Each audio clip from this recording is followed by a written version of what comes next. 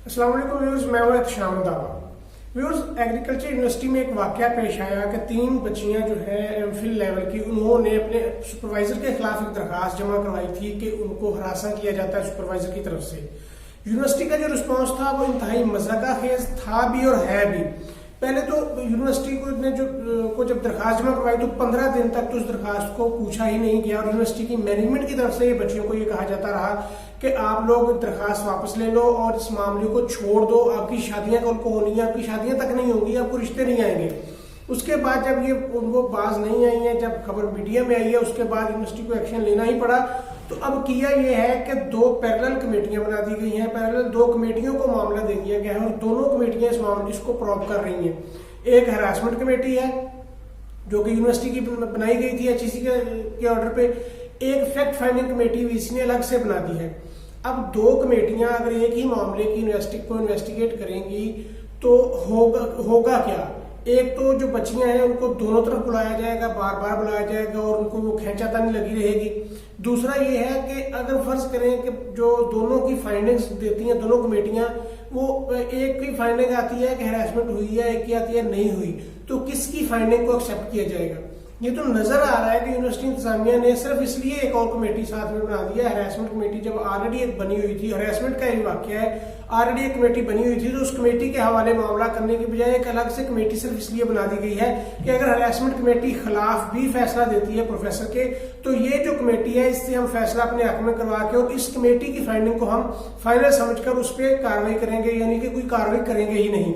अब हुआ ये है, दूसरा हो क्या रहा है? अब जो फैक्ट फाइंडिंग कमेटी बनाई है, एक तो उसकी नीयत साफ नजर आ रही है कि वो किस नीयत से बनाई गई है। दूसरा, उस कमेटी में शामिल जो बंदे हैं वो 3 बंदे हैं और तीनों मेल हैं, कोई फीमेल नहीं है। मतलब हरासमेंट का आपने मामला इंक्वायर करना है, हरासमेंट को प्रोब करना है और आपने खातून अंदर डाली ही नहीं है। वो लड़कियां, वो बच्चियां क्या उन बंदों को बताएंगी कि हमारे साथ ये करते रहे और ये हुआ है? ये एक तो पहली ये नीयत साफ नजर आ गई। दूसरे नंबर पर उसी डिपार्टमेंट के डीन को उस कमेटी में शामिल किया गया है। क्या डीन अपने डिपार्टमेंट की बदनामी होने देगा या ये मामला सामने आने देगा कि हाँ वहां पर हरासमेंट हो रही थी? और उसके बाद अब ये कमेटी ने ये जो फैक्ट फाइंडिंग कमेटी है, इसने पहली दफा एक बुलाया है स्टूडेंट्स को। अब स्टूडेंट्स को बुला के उनसे जो क्वेश्चंस किए गए हैं, जो इन्वेस्टिगेट किया गया है, वो बड़ा मज़ाक़ाखेज़ है।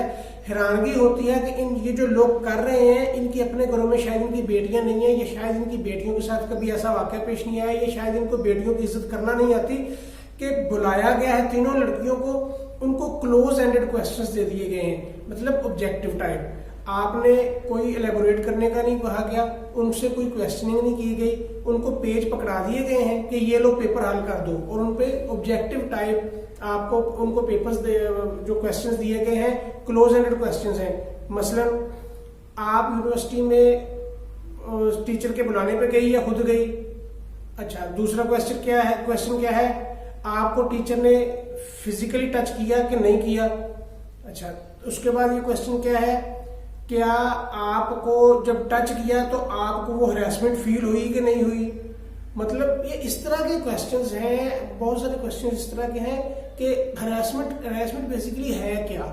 आप ये नहीं कह सकते कि फलां ने मुझे हरासा किया। अगर वो कोई बंदा आपको की तरफ कोई बंदा, कोई प्रोफेसर अपनी फीमेल स्टूडेंट की तरफ ललचाई हुई हवस भरी नजरों से देख रहा है, तो उस हवस भरी नजरों का कोई सबूत नहीं होता, लेकिन वो हुआ होता है।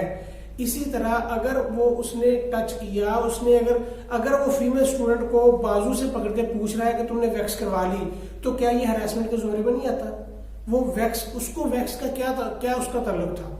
और ये क्या अब इस बात को अगर कहें कि इस बात का क्या सबूत है, उसने तो वैसे ही एज टीचर पकड़ लिया, एज टीचर आपको पूछ लिया, मतलब टीचर का ये पूछना बनता है कि आपने वैक्स करवा ली। इस तरह के क्लोज एंडेड क्वेश्चंस दिए गए हैं और उस पर सोने पर सुहागा ये कि तीनों बच्चियों को क्लोज एंडेड क्वेश्चंस देके उनको बिठा दिया गया एक रूम में और साथ एक मुलाजम यूनिवर्सिटी का वो खड़ा कर दिया गया है ताकि ये आपस में किसी किस्म की कोई बात ना कर सकें, कोई डिस्कशन ना कर सकें।